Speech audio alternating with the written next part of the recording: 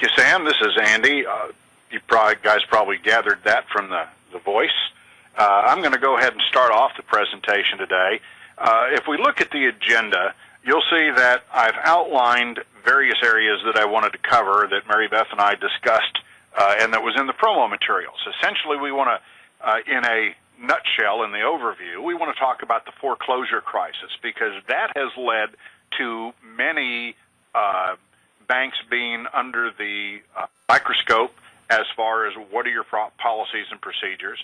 Although many of the bigger banks are the ones who have been hammered by fines and consent agreements, this rolls downhill. And unfortunately, I was a community banker, and I realized that community banks often seem to live in the valley. I mean, you've got examiners on one side, court cases on the other, and there's just not enough time to get everything done.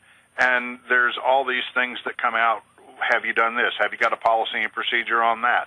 And we're going to talk a lot today about the common violations, the common issues that are coming up, and it kind of leads you into why you need some of those policies and procedures. We're going to talk about the foreclosures. We're going to talk about fair lending issues. And although I've got several cases in here, I've got several notes on several others that I'm going to throw in. We're going to talk about flood because that's an area that banks have continually had problems with. And it's going to go from more of a nuisance to a real issue, as you're going to see as we talk a little bit. Most of this is focusing on things that have happened, but flood is one of those areas, especially where we're going to talk about things that are going to happen because there's a new law that's passed that is in effect now, and it's something that you need to be aware of. I haven't seen it in the press a whole lot, and that kind of bothers me, and I've talked to some other bankers about it who haven't seen it either. So flood will be an issue that you're going to want to spend a little bit of time on. Reg B for Equal Credit Opportunity Act, very common. Reg Z, very common. We've always got some issues here. We're going to talk about some of those to focus. We're going to talk about what the problem is, and we're going to talk about how to fix it. UDAP is a new area of concern. It seems to be the new arrow in the examiner's quiver, and I think in a lot of cases it's because UDAP affords a greater penalty than another designated regulation. And although it's not a lending regulation, Reg E is a particular point where the Reg E fine would not have been in the $87,000 mark, I think it was, but a UDAP was. And so the examiners used UDAP in place of Regulation E because, and this does apply to lending, there were disclosures that were made, and those disclosures were not necessarily followed.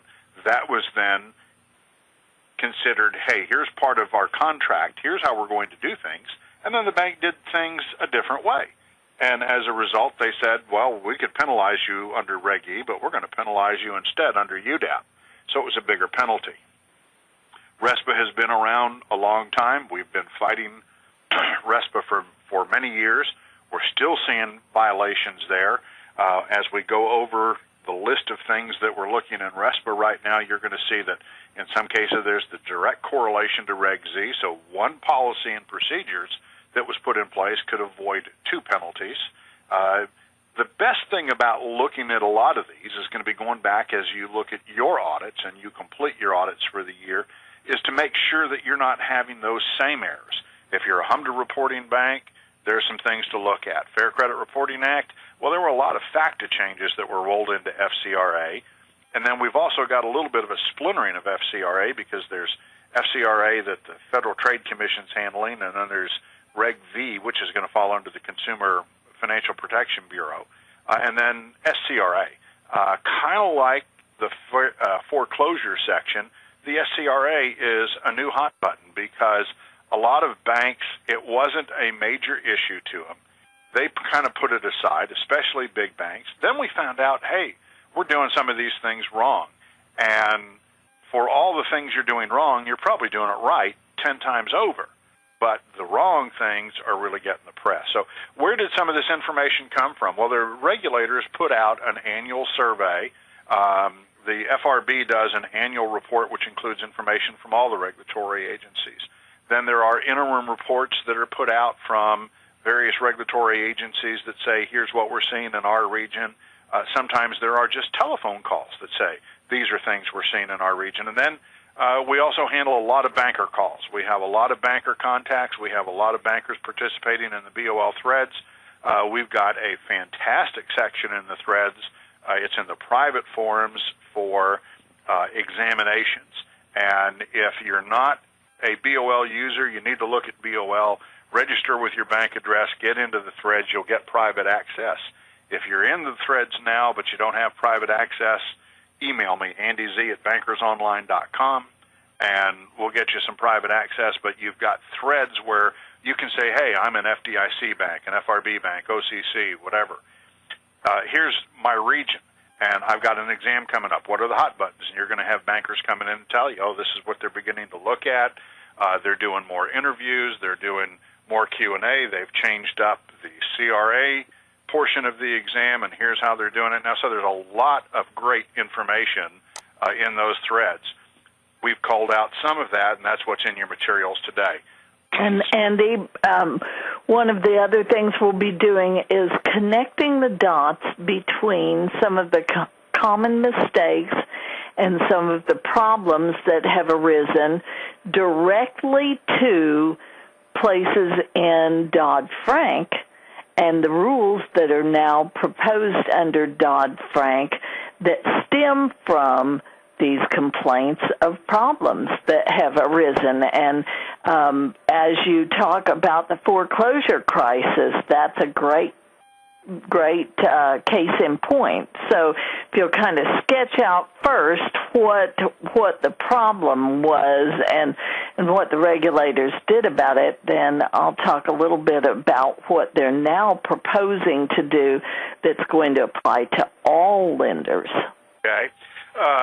And as Mary Beth talks about dotting the I's, as we go through the materials, if you've got a red pen handy, there's a couple of typos, and I have to take credit for all those in the materials.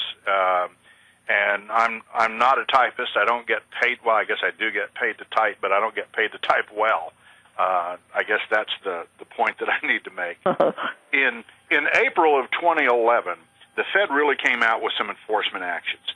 And this is when we had the economy that was sinking, homeowners were having problems, and of course right now we're in a consumer-centric era. And I think that everything is we're looking at the consumers. What can we do for those people? And in some cases, from the banking standpoint, we sit back and we say, you know, this just isn't fair, this just isn't right. But there were major enforcement actions that were issued to the tune totaling of about $767 million. You had consent orders that were coming out. Some of the larger institutions, the larger ones you see on that list at the bottom of page 5, and if you haven't figured it out yet, the slides are really pretty thin. The slides are there so you can kind of keep up with where we are. In the upper right-hand corner of your slides, it's got the page numbers.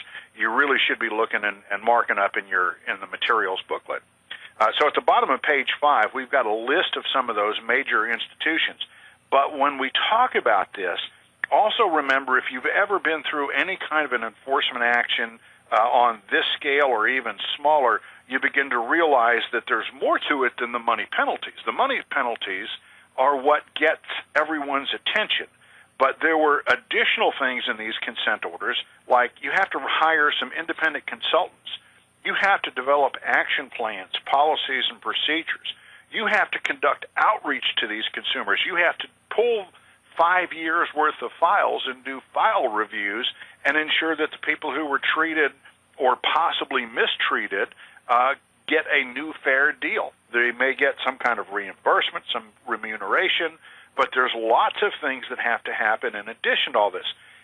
Then the bank may be doing some outreach, but then the Federal Reserve Board also was going to launch some consumer education. The CFPB is doing that to a larger degree, especially for the internet-connected consumer, as they post information on blogs and they seek out information in tweets. They're doing tons of that kind of work. So you've got foreclosure crisis that came out. Financial institutions were literally, the cases I think were probably rare, but they hit the media, and it really strikes and says, how many times could this have happened? Such as a bank foreclosed on a piece of property that it didn't even have a lien against, or the bank foreclosed on property but couldn't produce the note. They couldn't produce any evidence that there was a debt. Now, there wasn't contested that I don't owe you that, but where's the original debt? And one of the things they found in a review of the servicers was that the companies were emphasizing speed and cost efficiency over quality and accuracy in their foreclosure processes.